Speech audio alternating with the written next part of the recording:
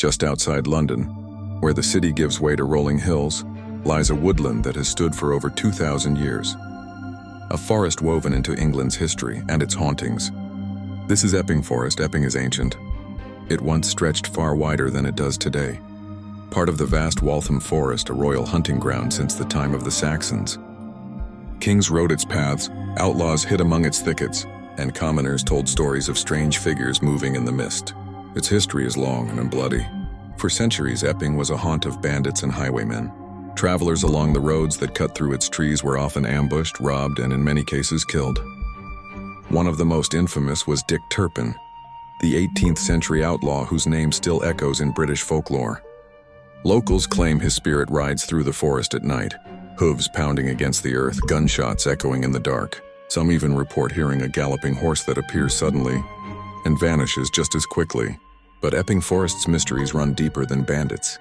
The woods have been a dumping ground for bodies for centuries. In the 20th century alone, multiple murders ended with victims hidden among its trees. Locals speak of cold spots, of eerie whispers, and of phantom figures appearing near known crime sites. Ghosts, they say, are simply repeating their final moments. And then there are the ancient spirits.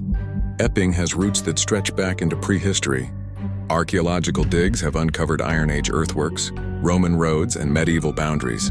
Some believe the forest is a liminal space, a place where the layers of time overlap.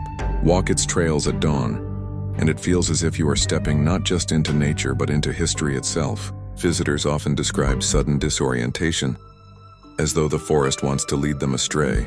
Paths double back on themselves. Distances stretch longer than they should. Entire areas grow strangely silent.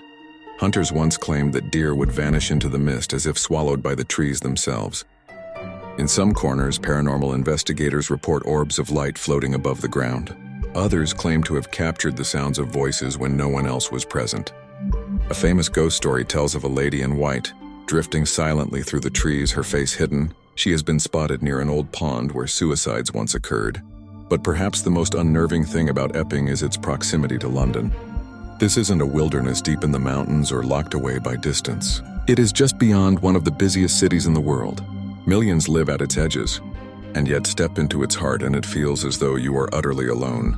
Even today, some avoid the forest after dark. They speak of an oppressive silence, of shadows that move between the branches, of a sensation, unmistakable, unshakable, that someone is following close behind.